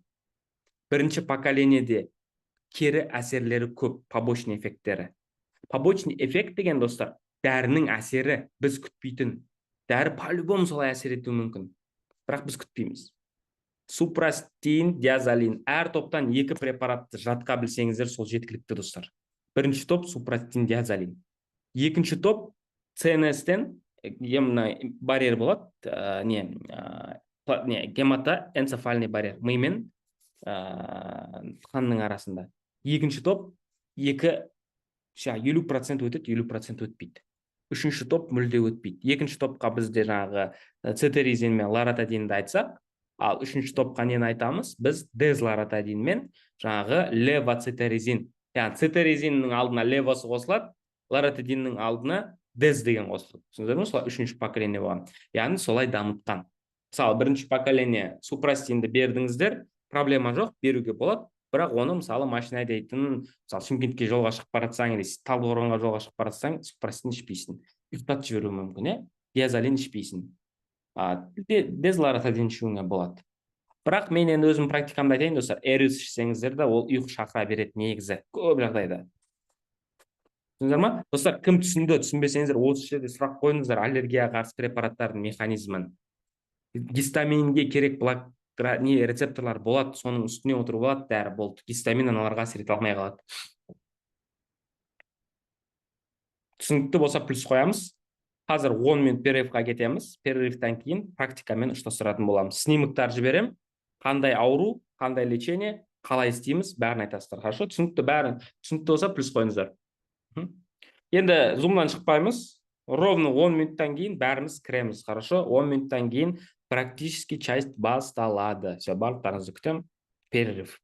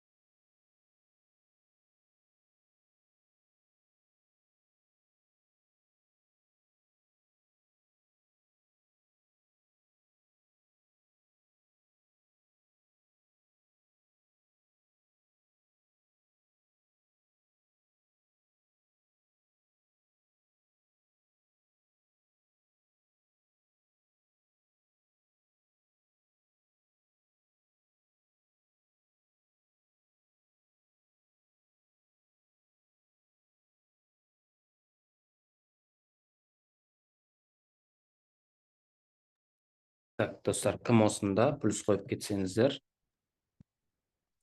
қалған қатысушылар қазір тағы да қосылсын. Кімде жалпы қандай сұрақ бар? Қабыну мен аллергия бойынша маған осы жерде қоя берсеңіздер болады. Сабақтан тыс сұрақтарыңыз болса да. Қиын болады, достар, если сіздер библиотекамызда сабақтарды оқымасаңыздар, конспект жазылмаса, мынау предварительный тақырыптар орындалмаса, сабақ ауыр, қиын болып кетеді ше. Себебі ананың бәрін қайттан айтуымыз керек болады. Сол себепті ана видеода бәрі қарапайым тілде осылай отырып түсіндірген ғой негізі. Соны бір қарап алсаңыздар, сабақтың алдында сіздерге білімдеріңізге білім қосылады. Хорошо? Егер қарамайсаңыздар, қиын ше, мысалы H1 деген не, ол қалай деген сияқты. Сол себепті келесіде достар постарайтесь жақсылап қарауға, хорошо? Келістік қой. Ағай, Ал? мысалы, давлениемен ауыратын адамдар бар ғой, мысалы, төмен давлениемен особенно. И, допустим, айтады ғой, цитрамон беруге болмайды деп. Не үшін беруге болмайды цитрамонды? Цитрамон. Төмен давлениеге беріледі ғой цитрамон. Кім айтып жүр оны? Жоқ, просто цитрамонды көп бермеген дұрыс, себебі адам организмі үйреніп кетеді деп сонда естіп едім. Цитрамонның құрамы негізі ол комбинирленген препаратшы. Біріншісі қандай? Аспирин, екіншісі парацетамол, үшіншісі кофеин. Түсінікті ғой? Аспирин деген парацетамол екеуі қосылады да, ауырсыну сезімін азайтады. Аспириннің аз дозасы жаңағы не істейді, тромбоциттердің агрегациясын азайтады. А вот кофеин болса не істейді? Симпатический жүйке жүйесін активтеп давлениені көтереді. Цитрамон болады, давлениесі түсіп тұрған болса, енді күнде іше беруге болмайды, давлениенің түсуін емдеу керек. Ол патогенездік ем болып кетеді ше. Хорошо? Патогенездік ем болады, бірақ оны себебін табу керек. Давлениенің түсуінің өзі үш қана механизм. Біріншісі, или ОЦК төмен, объем циркулирующей крови, анемия, мысалы науқаста. Екіншісі, мысалы ЧСС төмен, мысалы гипотиреоз болуы мүмкін, үшіншісі ОПСС төмен. Оған симпатический мысалы аурулар болуы мүмкін, вегетососудистый дистония болуы мүмкін ше. Давлениені как ауру ретінде этиологически алып келіп тұрған себебін емдеу керек. Мысалы анемия болса анемиясын емдеусе давление нормально болады. Ал цитрамонды каждодневная основада ішуге болмайды. Сұрағыңызға жауап алдыңыз ба? Ол үш препараттың қосындысы: аспирин, парацетамол, кофеин. Ол цитрамон деген дәрі үш дәріні қосып істеген. Рахмет, ағай. Тағы да қандай сұрақ бар? Ағай, менде сұрақ бар еді. Мені бір танысым, бір әпкем ғой, ревматизмді, сізде аймағында. Солай учетқа тіркелген. Ол сол учет арқылы өзінің уколдарын, дәрілерін алады, бірақ оның бір емі жоқ сияқты ол. Дәрі алғанмен оның пайдасы болмай жатыр. Уколын алған кезде. Ревматоидный артрит па? Иә. Ревматоидный артрит ол бір қосылса, ол ауру полностью емделмейді. Ол ауру ремиссияға кетеді. Ремиссия деген ауру тынышталады. Оны базистік терапиямен емдейді. Гормон, цитостатический препараттар, метатрексат деген метаджек деген препарат бар, бірінші салынатын. Екіншісі ол гормон, жаңа иммунитет күнде алып жүрма, уақытын қалдырмай нормальный емделіп. Уақытылы, енді анда-санда ондай болады, алмай қалғанда. Бірақ енді уколдарын алып жүр. Қандай уколдар алып жүр? Енді ол жағын білмедім, сұрамадым. Соны сұраңызшы, қандай укол, қандай доза қарау керек, дозасы аз болып жатқан болуынша. Мынандай ғой, врач бірінші всегда естеріңізде болсын, достар, не дәрі берсеңіздер де, за исключением, мысалы, менингит деген аурулар болуы мүмкін, ол жерде ударный дозамен тағайындайды, антибиотик үлкен дозамен. В основном қандай ауру болса да аз дозамен бастайды бірінші. Аз дозамен көреді. Инсулинді любой дәріні аз дозамен көріп келеді. Егер ол көмектеспесе, көтереді. Сол себепті Талғат, сестраңыз дәрігермен контактта болу керек. Желательно ВОП емес, оған ревматолог тағайындау керек. Желательно стационарға жатып алу керек шу. Ауруханаға жатып алу керек, желательно ше, частный болсын, любой ауруханаға, себебі неге стационарда жатқызады, себебі стационарда ол науқасқа оптимальный лечение жасайды. Үйінде ол адам ондай лечение ала алмауы мүмкін ше. Үйінде кетеді, анау болады, мынау болады, ана жерде жатып, негізі бір апта мен кеңес беретін едім, жатып алу керек. 6 айда бір рет, білет анелер айтады, врачтар, негізі 6 айда бір рет қаралып, в основном ревматологический аурулар жатады. сосын дәрінің дозасымен ойнайды всегда. Ол қараңыз, Америкаға барса да, Африкаға барса да, Өзбекстанға барса да, Қырғызстанға барса да, сол базисный терапиямен емдейді. Метаджек, преднизолон, жаңағы НПВСтер, жаттығулар деген сияқты сонымен емдейді. Сұрақ қойсам болады ма? Болады. Рахмет аға. Осы преднизолон дейтіндер жаңа глюкокортикостероидтар неге таңертең береді именно ше? Таңертең себебі гормон бөлінеді организмге. Түсінікті ғой? Таңертең бөлінеді да, кортизолдар болмай. Организм таңертең ол гормонды алу арқылы симпатика жүйкеге активтенеді, адамды жұмысқа дайындайды. Алла тағала сөйтіп жаратқан. Таңертең бөлінетін қылып. Түнде олардың деңгейі түседі. Себебі мелатонин бөлініп, адам ұйқыға кету керек. Енді сіз ойлаңыз, ол таңғы сағат 7 мен 12-нің арасында пик болады да, ары қарай кешкі сағат күн батқанша ақырын нөлге кетеді. Былай бөлеміз, яғни өте аз деңгей қалады. Егер сіз тұрдыңызда врач түнде берсеңіз, адам ұйықтай алмай қалады. Хорошо? Түсіндім. Ыңғайлы түнде. Көзге лазерлік коррекция жасаған дұрыс па? Қандай зиян жақтары болуы мүмкін? Иә, сетчаткаға қарайды, қасан қабыққа өлшейді миллиметрмен. Қалың жұқа операцияға келеді, келмейді. Негізі бір рет жасатып алған дұрыс. Ол операцияның несі жоқ, зияны жоқ. Конечно, болуы мүмкін, енді өте аз деңгейде операционныйдан кейін рецидивтер, бірақ қазіргі лечение ашкиді шешіп операция жасатады. Смотря қай жерде жасаттыңыз. Орынбасар, хорошо? Жақсы отзывтарын қарап, клиникаға қарап, врачқа қарап жасатсаңыз болады жасатуға. Тақымде, бүгінгі тақырып бойынша қандай сұрақ бар досы? Қабыну болады. Осы қабынуға қарсы, мысалға, антибиотиктермен емдеуге болады, мысалға бізде этиологиясы жаңағыдай бактериалды болды, ал қабынуды сол антибиотикпен басуға болады, антибиотикпен бассақ, антибиотик оның жаңағы симптоматикасын емдемейді, тек жаңағыдай бактерияның көбеймеуін ғана тудырады, Бактерияны жояды. Екі түрі бар антибиотиктің: бактериостатикалық, бактериоциттік. Естеріңізде болсын. Бактериоциттік антибиотиктер бактерияны өлтіреді прямой, ал бактериостатический деген бактерияны көбейтпей ұстап тұрады. Ол бірақ қабынуға беруге болады, Вот, қабыну бұл патологический процесс. Жақсы сұрақ қойдыңыз негізі. Қабыну бұл патологиялық процесс. Мысалы, гастритте де қабыну осы механизмдермен жүреді, бірақ гастриттің өзінің бактериясы болады шақыратын. Мысалы, аяқ сынса да қабыну осы процесс жүреді, бірақ оның бактериясын сындырмады. Түсіндіңіздер ме? Барлық қабынуда бір патологиялық процесс болады, бірақ этиологиясы әртүрлі болады. Сол этиологияға қарап тұрып, если этиологически бере алсақ, солай емдейміз. Жақсы сұрақ қойдыңыз. Смотря қарайсыз, не шақырып тұр қабынуды, хорошо? Мысалы, бронхит, оны шақыратын острыйдікі вирус. Естеріңізде болсын, вирус. Ал хронический бронхитті бактерия.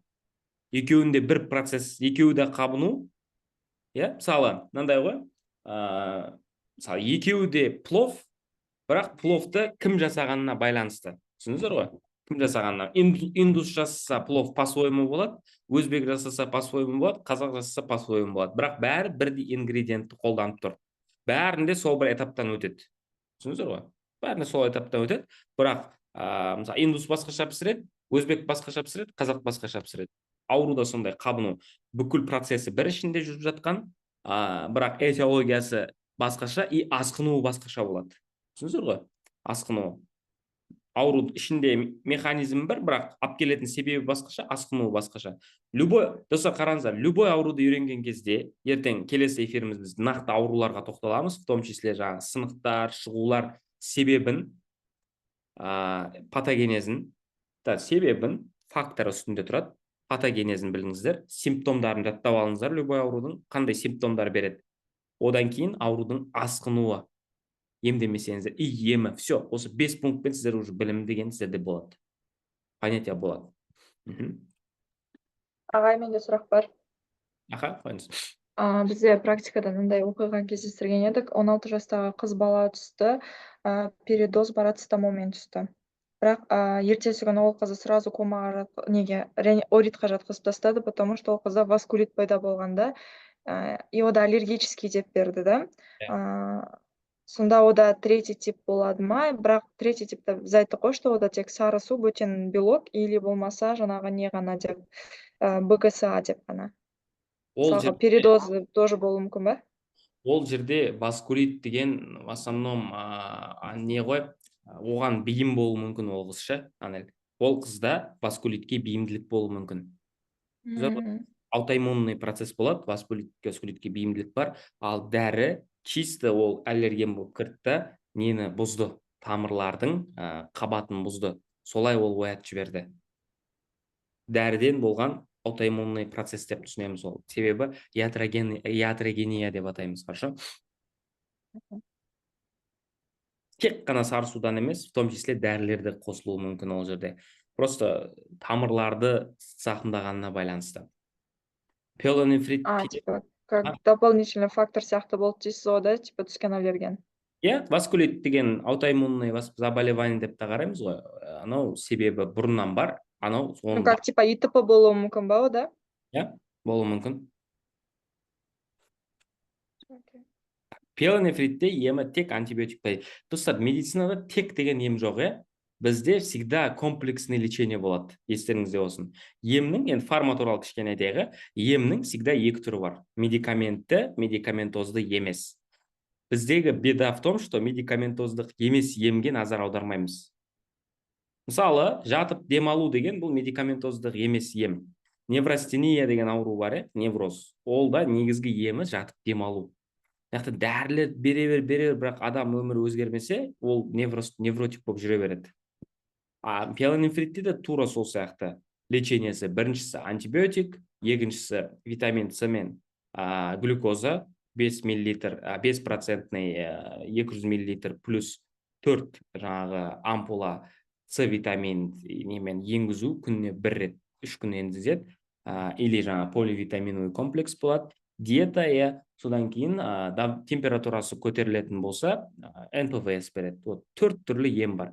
Витаминотерапия, антибиотикотерапия, одан кейін жаңағы симптоматический терапия болады. Содан кейін не медикаментозный ем, лечение, жаңағы жатып демалу деген сияқты лечениелер кетеді. Тек деген сөз медицинада жоқ. Тағы қандай сұрақ бар? Бүгінгі құрылым бойынша. Достар, білмесеңіздер сұрай беріңіздер, қорықпай. Түсінбесеңіздер айтыңыздар. Мен мына жерді түсінбедім. Мен қабынуға қарсы препараттарды түсіне алмай жатырмын. Или мен жаңағы аллергияға қарсы препараттарды түсіне алмай жатырмын деп. Айтпасаңыздар, білім болмайды. Енді қараймыз. Так, демонстрация экрана. Міне. Демонстрация экран. Мына жерде бірінші всегда рентген көрген кездеріңізде проекция деген болады. Проекция и одан кейін атауы. Кеуде торының жалпы шолу рентгенографиясы. Өкпенің рентгені деп аталмайды, кеуденің торының жалпы шолу рентгенографиясы деп аталады. Бұл жерде, достар, сіздер всегда естеріңізде болсында, бірінші қарайсыздар сапасына. Проекция. Мынау бірінші тұрғаны, ол тура түсіріп тұр, адамды былай. Бірінші сол жақта тұрғаны. Екінші тұрғаны бүйір проекция. Жүректі көріп тұрсыздар ғой, мына құрылымда, мына жүректі көріп тұрсыздар, Оның алдында төс сүйегі тұр, міне төс. Егер сіздер төсті оң қолдарыңызбен ұстай алсаңыздар, былай рентгенде қараңыз, былай оң қолмен жүректі ұстап тұрсыздар, ол оң жақтан түсірілген деген сөз. Оң жақтан түсіріп тұр мына адамды. Бұл ең үлкен определение. Егер сіздер былай қарап тұрып, сол жақтан ұстайтын болсаңыздар жүректі, ол сол жақтан түсіріп тұр деген сөз. Кім түсінді, плюс қоямыз. Бірінші, достар, проекция бізде өте маңызды. Тура бүйір. Енді қарайсыздар. Сүйектерге қарайсыздар, бұғана, мойын омыртқасы. Мына мойын омыртқасының қараңыздар, қылқан тәрізді өсіндісі 1, 2, 3, осындай 3 қылқан тәрізді өсіндіні көрсеңіздер, сіздер айтасыздар, мынау сапалы, все, жесткость нормальный деп. И одан кейін кеуде полный көріну керек, сіздер айтасыздар, мен мынаны толық көріп тұрмын, сапалы. Если кеуде жартылай көріп тұрған болса, қатқылдығы төмен болса, сіздер құқықтарыңыз бар, мынаны мен оқымаймын деп айтуға. Бірақ енді біз врач болғаннан кейін всегда уступкаға барып қарай береміз. Проблема жоқ. Енді қабырғаларды қарайыңыздар, достар. Қабырғалар мынандай болып тұр, былай жүріп тұр біреуі, прямой, мына прямой кетіп тұр, прямой. Бұл арт жақтағы қабырғалар. Мына рентген былай көрсетіп тұр. Ал былай наоборот түсіп тұрғандар, былай қиғаш түсіп тұр ғой, мына көріңіздер. Мынау, мынау иә, олар алдыңғы қабырғалар. Көре алдыңыздар ма барлықтарыңыз? Телефондарыңыздан да көрсеңіздер болады. Міне қараңыздар. Міне. Так, бір орында тұрмай жатқанын. Міне. Бұлай тұрғандар, көлденең тұрғандардың бәрі бұл арттағы қабырғалар, ал былай тұрғандар, былай тұр ғой, ол бәрі алдыңғы қабырғалар. Всегда санайсыздар, міне бірінші қабырға, екінші, үшінші, төртінші, мына бесінші, алтыншы. Мына жақтан четко санаймыз, міне бірінші қабырға, екінші қабырға, үшінші қабырға, төртінші қабырға, бесінші қабырға, и мына жақта тұр, міне алтыншы қабырға, и мына жаққа жетінші қабырға деп кетті. Түсінікті ғой да? Ал мыналардың бәрі артқы қабырғаны санамайсыңдар. Мына бірінші, екінші, үшінші керек емес. Мынау все. Былай тұрғандарды санайсыздар. Первый, второй, третий, четвертый. Первый, второй, третий, четвертый. Қарап көресіздер, не болып жатыр, қалай болып жатыр деген сияқты. И мынау ортада тұрған бұл жүрек. Мынау бізде жүрек. Мынау аймағы жүректің аорталық доғасы. Мынау. Мынандай болмау керек негізі. Жүрек аортадан доға шығып тұрмау керек. Аорта доға шықты деген сөз, енді логистика ойлап көріңіздер. Неге аортаның доғасы үлкейіп жатыр бұлай? Гипертрофия. Давление көтерілу. Не үшін гипертрофия? Қақпақша жетіспей жатыр ма? Центральный недостаточность ба? Жоқ. Митральный недостаточность болса, сол жақ жүрекшел ұлғаяды. Қолқаның қақпақшасы ма? Жетіспей Аортальный. Қолқан қақпақшасы жетіспесе, ол вообще ұлғаймайды. Себебі нагрузка жоқ қой ешқандай. Стеноз ба ғой? Қалай? Керісінше стеноз деген ба ғой? Стеноз емес па? Жоқ, цирроз емес. Жоқ, бізде қолқан доғасы негізінен сол қарыншадан шығады, иә? Сол жүрекшеден. Жоқ, Қарыншадан. Сол қарыншадан. аорта. Иә, сол жақ қарыншадан. Значит, сол жақ қарыншадан, значит, бізде не? Дұрыс емес, қандай айналым дұрыс емес. Жоқ, дұрыс, наоборот. Қан айналым артық, понимаете? Бізде, мысалы, бицепс шығару үшін ол жерге не береміз ғой, нагрузка. Бір нәрсе үлкею үшін нагрузка болу керек, соны түсініп алайық, иә? Зоб үлкею үшін зоб нагрузкамен жұмыс істеу керек. Бұлшықет үлкею үшін бұлшықет нагрузкамен жұмыс істеу керек. Аортаның доғасы үлкею үшін жүрек нагрузкамен істеу керек. Қай ауруда сол жақ қарынша нагрузкамен жұмыс жасайды? Просто логически көріп көріңіздер. Центральный стеноз кезде ма, чтобы всасывать кровь с левой... Аневризма емес па? Стеноз, аневризма может быть, бірақ ол басқаша көрінеді. А мынау просто доғаның үлкеюі, бұл естеріңізде болсын, давление, гипертония адамдарда қарайсыздар ғой, рентген осылай көріп тұрсаңыздар, сіздер айтасыздар, бұл науқаста ұзақ жылдар бойы давлениемен страдает деп. Хорошо, міне рентген диагнозы уже сразу. Көрдіңіздер ғой? Міне. Мынандай аймақты көрсеңіздер, айтасыздар, бұл науқаста бізде гипертрофия, аортаның доғасының үлкейіп кетуін көресіздер дейсіз. Бұлай қараймыз, не көреміз? Сүйектер норма ма, әлде сынған бірден көріп тұрсыздар ма? Норма.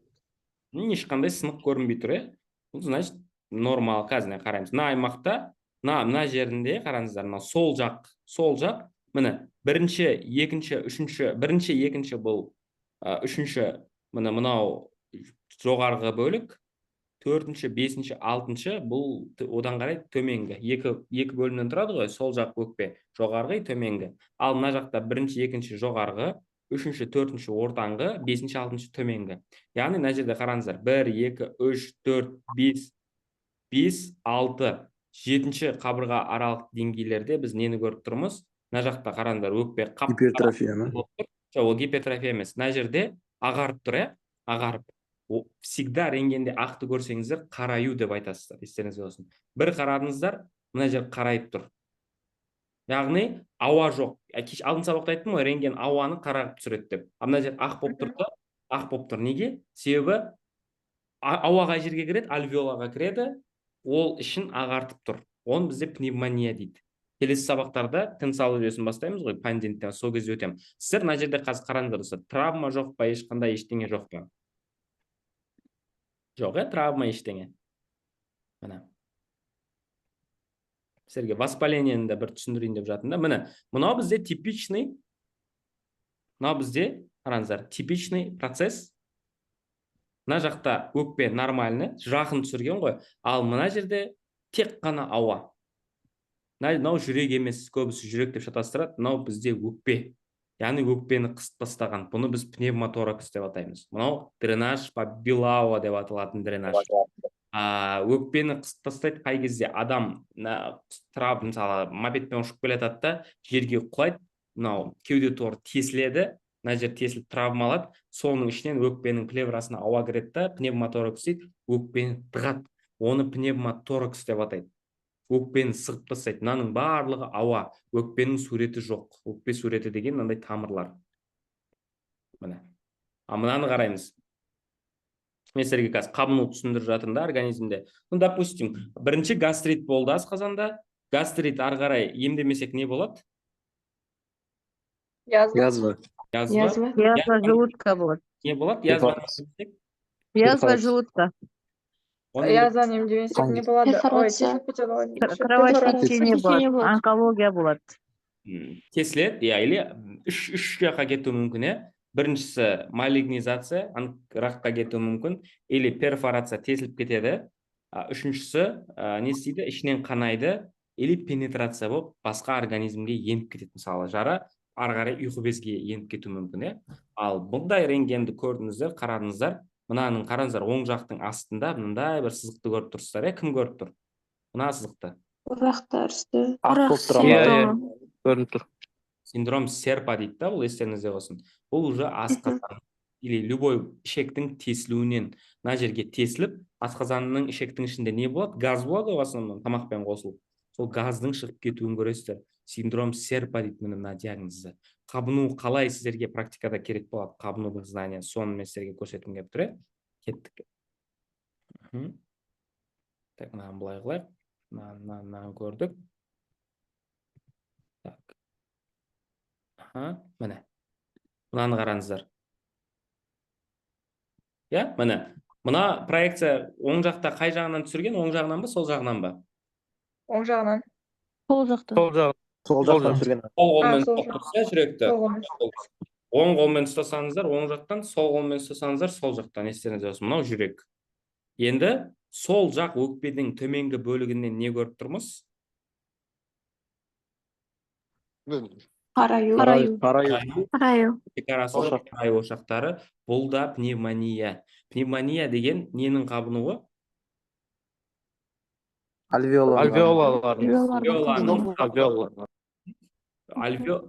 Пульмонарит или альвеолит деп атайды оны, пневмонияны. Пневмонит деп атамайды.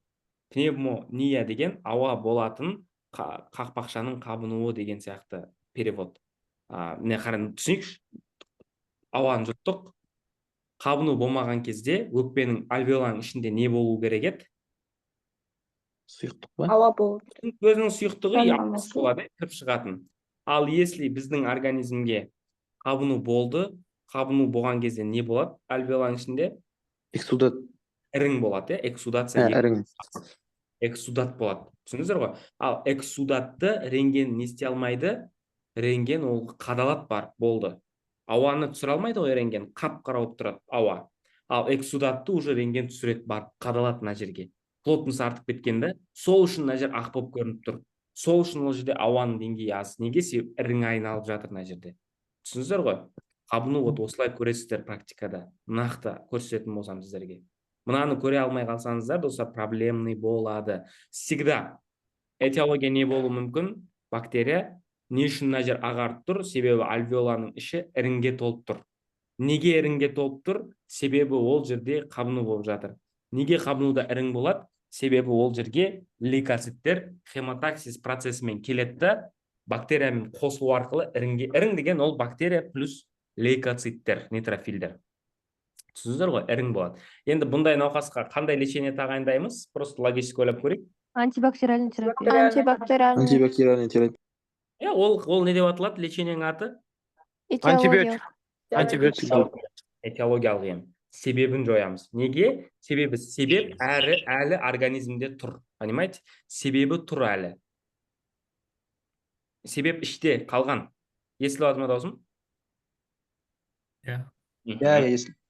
Тағында енді ағай ана өкпені тесу арқылы эксудат шығарып тастауға болады ғой. Ол бөлініп жатыр ағай даусыңыз. Ол плевритте, өкпені тесу арқылы. Өкпе, ойлаңыздар, өкпе пакеттің ішіне салынған сияқты да, ішінде өкпе бар, ішінде сыртында пакет бар. Мысалы, қойдың өкпесін пакетке саласыздар, іші өкпе ғой, сырты пакет. Өкпе мен пакеттің арасында не болады? Өкпе, пакеттің арасында не болады? Жидкость болады. Пространство болады ғой. Кеңістік болады. Ол жерде өте аз мөлшерде плевральный жидкость болады. 30 мл болуы мүмкін. Плевральный жидкость. Вот сол жидкостьтің ішіне, өкпенің ішіне су құйсақ не болады? А өкпе тұрады, и су өкпені ығыстырады бар. Оны біз плеврит дейміз. Қан болса да қан ығыстырады. Ол бар, мен сіздерге көрсетемін. Ендігі аптада мына снимок. Қараңыздар.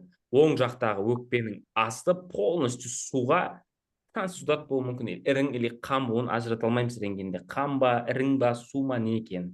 Міне осындай болады. Неге мына жер аппақ болып тұр? Логически айтамыз. Себебі Сұйықтық бар. сұйықтық болғаннан рентген не істей алмайды. Эксудативті плеврит. Рентген сұйықтыққа шағылады да, жарық береді, поэтому қарай болып көрінеді рентгенде. Рентген ары қарай өте алмай тұр. Сол жерге барып тіреліп тұр. Ағай бір сұрақ қойсам болады ма? Қоямыз. Мына жерде бірақ өкпе тұрды, просто ары қарай түсірмей тұр да негізі. Иә, өкпені неге түсіре алмай тұр? Себебі су тұр. Суға барып ұрылады. Түсіндіңіз ба? Ар жағында өкпе тұр. Тұр. Мына жақта өкпе бар. Мына жақта өкпе бар, бірақ су тұр. Пакеттің сыртында су тұр да. Луч бармайды да. Луч тіреледі деп түсінсеңіздер болады. Тіреліп қалады ана жерге. Ал мына жақта пневмонияны көріп тұрмыз. Мына жақта пневмония. Мына жерде де пневмония бар. Оны ертең өтеміз. Қалай ажыратып, КТ-дан қалай ажыратамыз, бәрін өтесіздер. Мына жерде самын қараңыздар, сүйектерде ешқандай проблема жоқ па? И мен сіздерге қазір сүйектерден бір-екі не жіберем. Снимоктарды бір-екі снимок жіберейін. Рентгеннен сіздер соны не үшін керек екенін көріңіздер. Практикада сіздерге бұл білім просто так емес, достар. Бұл білім сіздерге осылай диагноздарды қою үшін барады. Қазір 1 минуттан жібер.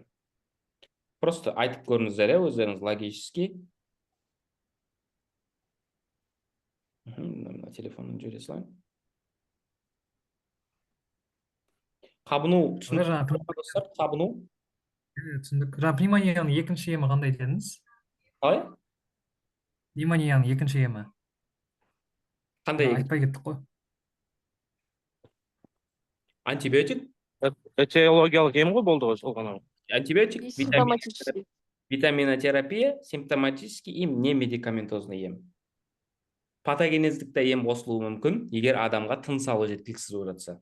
Оксигенотерапия қосылады. Мынаны қараймыз, достар. Бірінші суреттен қазір жіберем. Не көріп тұрмыз? Кімді жіберем, загрузка болады. Ортан жіліктің сынғаны. Так, қалай сынып тұр? Неден? Қай бөлімі сынып тұр ортан жіліктің? Метафиз ба? Оны не деп атайды? Латынша не дейді? Диафиз деген ба? Диафиз бет. Жоқ, диафиз ол шеті ғой. Ортан жілік не деп атайды латынша? Фемор. Флемор. Феморис. Феморис, Ос феморис. Ос фемор. Қараңыздар, сүйекте бізде эпифиз, метафиз, диафиз деген құрылымдар болады. Эпифиз деген екі басы. Метафиз деген бізде диафиз бен эпифиздің ортасы получается. Ортаның бәрі неге кіреді? Диафизге кіреді. Диафиз, яғни центральный аймақтың сынуы деп атайсыздар. Или үшке дейін санайсыздар. Жоғары 3-тен 1, жоғары 3-тен 2, төменгі 3-тен 2 дегендей төменгі 3-тен 1 деп санай бересіздер. Хорошо? Екінші суретте не көріп тұрсыздар? Ұршық басына нетуі, сынуы. Неден сынған ғой? Колюм феморис бар ғой, содан сынған ба? Мойнынан сынған, ортан жіліктің. Мойнынан, ортан жіліктің мойнының перелом шейки бедра дейді. Яғни рентгенде қалай көреміз? Сіздер анатомиямен көздеріңізді үйретіп алу керексіздер да, сүйек қалай көрінетінін. Соған қарсы бірден көріп тұрсаңыздар, айтасыздар, сызық болуы мүмкін, трещина, сынуы мүмкін, сынып кетуі мүмкін, шығып кетуі мүмкін. Мынандай снимоктар ертең 5 күн талдаймыз неде? диагностика салганда просто сіздерге көрсетіп жатырмын. Мынау да қабыну. Бұл жерде де қабынуның процесі жүреді. Бірақ бұл жерде себебі басқа, аурудың асқынуы басқа. Бірақ бұл жерде ауырады, бұл жерде іріңдейді. Рубор, тумор, колор, доллар, одан кейін жаңағы функция лезет 5 түрі бар. Ауру, ісіну, қызару, домбығу и функциясының бұзылысы. Өкпеде Функция бұзылады соңында. де сол болады. Пневмония болса ауырады, іседі, ішінен қызарады, ішін көре алмаймын, бірақ қызарады. Одан кейін не болады? Функциясынан кетеді, таба алмай бастайды. Бүйректе де сол болады, қызарады, ісінеді, іріңдейді, анау мынау. Көзде де сол болады, түсінесіздер ма? Патологический процесс ол көп емес. Аллергия, қабыну, отек, жалпы патофизм тақырыптары. Су тұз алмасуының бұзылысы, все. Мен осылай көресіздер. Үшінші суретте не? Тоже ортан жіліктің мойнының сынуы ма? Мойнынан сынуы ма тоже? Қалай ойлайсыз? Перелом шейки деді. Ұршықтың сынуы ма? Басының сынуы. Басының сынуы сияқты. Точно айтамын? Басының сынуы ғой, капут фемористің сынуы. Ортан жіліктің басының сынуы. Ортан жіліктің ығысқан басының сынуы. Басы норма ғой, достар. Басы әдемі болып көрініп тұр ғой. Жоқ, мойнынан. Мойнының ығысқан сынығы. Мойын емес па? Басында проблем жоқ қой. Хирургиялық мойны деген жер ма? Хирургиялық мойын ол неде ғой? Хомер Ол тоқпан жілікте ғой. Енді қараңдар, Мойнында. тағы екісіне мың жіберейін сіздерге. Чтобы анатомический структураны сипаттасаңыздар, не көріп тұрсыздар? Уже Аяқ фалангасының сынуы. Екінші, үшінші, төртінші аяқ фалангасының. Қалай сынған? Со смещением ығысып кеткен. Ығысқан Ығысасын. Ығысып сынған. Патологический процесс қандай? Сыну. Воспаление, қабыну. Қабынған ба? Этиологиясы қандай? Жарақат. Механикалық повреждение, экзогенный. Сенен вряд ли мынандай қысынады, механический повреждение. Травма, экзогенный. Патогенезі қалай болады? Сол аймақсында, аймақта бізге лимфоциттер келді. Из-за этого іріңдеп қабыну процесін туындатты. Тағы не болды? И боль содан. Заты. И функциясының бұзылысы да осыған байланысты. Функцияны бұзды сосын. Түсінді? Сол жерде. Бірақ бүкіл аяқ істі ма?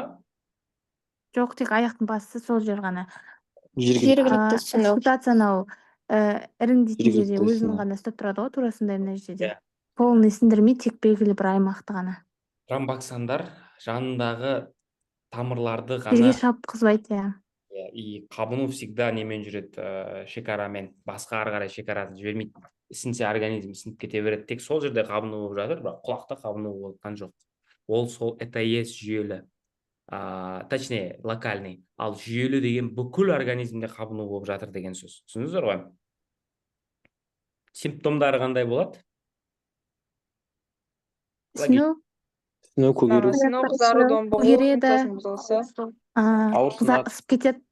Ауырады, ысып кетеді сырта. Аяғын баса алмай қалады, аяғын. Қозғалта алмай қалады аяғын.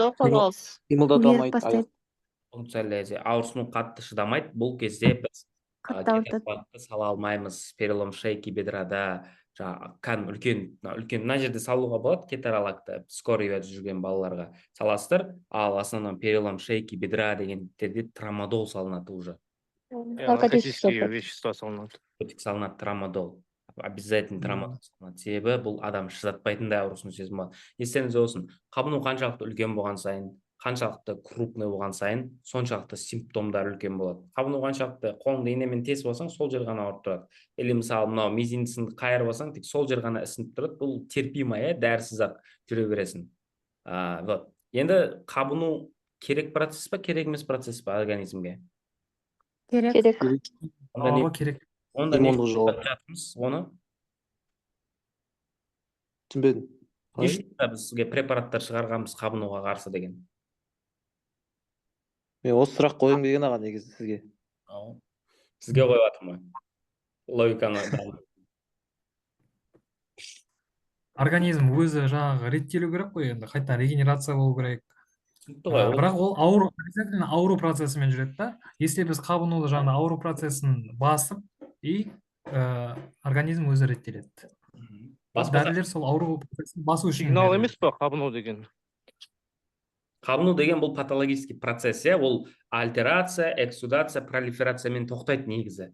Или тоқтамайды. Түсіндіңіздер ма? Или тоқтамайды. Алдын алып, Аға, тез бітіру үшін дәрі береміз ба сонда?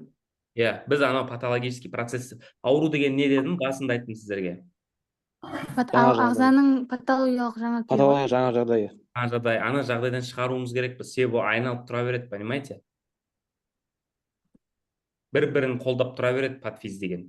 Бір-бірін қолдап тұра береді. Ауырат, қараңыздар, ауырат, тамырлардың өткізгіштігіне қабыну болады. Қабынула тамырлардың өткізгіштігі артынша ісіне береді. Мына жақтан ауыра береді, ісіне береді, ауыра береді, ісіне береді. Егер организм өзі тоқтатпаса, тоқтату мүмкін. Егер мысалы табаныңа ине кіріп кетсе, өзі емдеп тастай алады. Бірақ ана перелом шейки бедраны сен орнына қою керексің. Репозиция обязательно емдеуіміз керек. Себебі ол уже асқынуы, қараңыздар, қабынуды не үшін тоқтатамыз? Себебі асқынбау үшін. Хорошо? Тезірек емделу үшін. Қабыну күшті процесс, керек процесс, бірақ біз сол процесті жеңіл өтуге көмектесеміз. Аллергия керек па бізге? Керек тоже. Керек, онда не үшін тоқтатамыз оны? Тоже сол асқынып кетпес үшін осложнение болып, тағы да басқа нәрселерге алып келуі мүмкін да. Біз кішкене болсын көмектесіп, жеңіл адамға өту үшін көмектесу керек да, осложнениеға жібермей. Енді достар, қабыну адамды сразу өлтіріп жібере алмайды, егер қан кету жанына бір патологиялық тағы процестер қосылмаса. Ал просто араның шаққаны адамды өлтіріп жіберуі мүмкін. Неге? Себебі ол ларингит дегендер бар ғой, жұтқыншақты, көмейді, бронхтарды қысып тастайтын әдеті бар аллергияның. Гистамин центральныйларды қысады. Түсіндіңіздер ғой, өкпені қысады ішінен, адам тыныс ала алмай қайтыс болып кетеді. Сол себепті біз тезірек көмектесуіміз керек болады. Енді өмірден айтып кетейік. Қабыну болса, аяғы сынса, этиологический лечение, репозиция жасалады. Пневмония болса да этиологиялық лечение, антибиотиктарды өтеміз әлі біз, ол тақырыптарды жеке талдаймын. Ал если адам аяғын гипс салдық, бірақ түнде қақсап жатса, бағанағы кетоналды беруге болады, кетаралакты салуға болады. Адам температурасы көтеріліп жатыр, ибупрофенді бересіздер, жасына қарай жүктілерге беруге болмайды, первый триместрде қандай дәрі болмасын. Неге? Себебі плацентарный барьерден өтіп, балаға тератоген әсер көрсетеді. Аллергия то же самый, адам денесі кішкене ғана қышып тұрса, супрастин бересіздер, талдықорғанға кетіп бара жатса, дезлоратадин бересіздер, или қалдырасыздар, тұра тұр деп. Если адамда арашағы беті ісіп, отек квинке болып жатқан болса, жамбастан преднизолон салуға болады, жамбасынан, или доступ қойып, 1 кубик преднизолонды жіберуге болады. Енді мынандай да жағдай бар. Адам білет өзіне феррийдің аллергиясы барын, бірақ анел точно туысының үйіне бар, ферриймен посуда жуу керек болып тұр. Ол кездегі лечение қалай? Қолына не кигіземіз? Перчатка, феррийдің түспейтін, бірақ сонда да анел қорқса, біз кетотифен деген препаратты береміз. Кетотифен деген мембрананы тұрақтандырады, аллергияның алдын алуға көмектесетін препарат. Бірақ оның да зиянды әсері, ол да ұйқы шақырады. Хорошо? Осылай түсінуіміз керек. Аллергия идеальный. Супрастин, диазолин, олар енді супрастин 2000 теңге ма тұрады. Эриус мысалы 10.000 теңге тұруы мүмкін. Сол ғой, мысалы, пилот адамға сіздер, пилот мысалы практикаларыңызда болуы мүмкін. Пилот келді үйіңе қонаққа, ертең Ақтөбеге ұшам, бірақ тамаққа аллергия болды, сен оған супрастин бер жүрсең, анау барып авария қылуы мүмкін, Құдай сақтасын. Или мысалы фураның адамы, сол себепті оны ойлану керек достар. Сол медицина сол үшін керек. Оған дезлоратадин беріп, или оған айтасың, сен қазір ұшпа, себебі антигистамин бердік, сен осындай болуы мүмкін деген сияқты. Өмірде болса да, врач болсаңыздар да солай. Аллергияға қарсы препараттар аллергияның қай түрі болмасын беріле береді. Бірақ аллергияның емі тоже этиологический лечение. Анел феррийден аллергия барын білет, феррийге жоламау керек. Жасұлан шаңға аллергиясы барын білет, шаңнан қашу керек, қолдан келгенше маска тағу керек. Этиологический лечение жақсылап емдейміз. Гистамин патогенездік ем болып саналады. Түсіндіңіздер ғой? Мысалы, тамақтан аллергиясы болса, диетаға отырады, ішін жаңағы 10 килограммға көбейтесіздер, 60 килограмм болса 6 нені бересіздер күніне. 3 күн берсе, мен бір күн тастап беруге болады. Активирин уголь, адсорбенттер дейді, сорып бүкіл тамақты шығарады, токсиндерін. Или жаңағы ультраактив дейма, сондай новый бір таблеткалары бар, запор шақырмайтын. Себебі анау запор шақыруы мүмкін. Активирин уголь. Қорқпаңыздар, достар, қарайсыздар, науқасты ауырып жатса, емдей аласыздар ма, емдеңіздер. Емдей алмайсыздар ма, не навреди, скорый шақырып жіберу керек болады. Но осы обучениеден кейін сіздерде сертификат болмаса да, менің мақсатым сіздерге понятие қалыптастыру. Аллергияға дәрілеріне механизмі қандай, қабынуға қалай механизмі қалай. Бүгін қалай, түсінікті болды ма, достар, сіздерге? Түсінікті болды. Тапсырма за вами остается. Қабынуға қарсы дәрілер мен аллергияға қарсы дәрілерді платформадан көреміз. Жақсылап, келесі сабақта біз енді диагностикасын, нақты ауруларына отырамыз. Бүгін енді патогенезін сіздерге полный ашып бере алдым деп ойлаймын. Аурудың механизмін түсіндіңіздер, қалай қабыну қайдан шықты, аллергия қайдан шықты, емін түсініп алдыңыздар. Енді ауруларына отырамыз, бірақ емін жақсылап қарап, тапсырмаларды орындаймыз. Келістік қой? Келістік. Бірақ записті жіберіп қоясыз ғой беседаға, иә?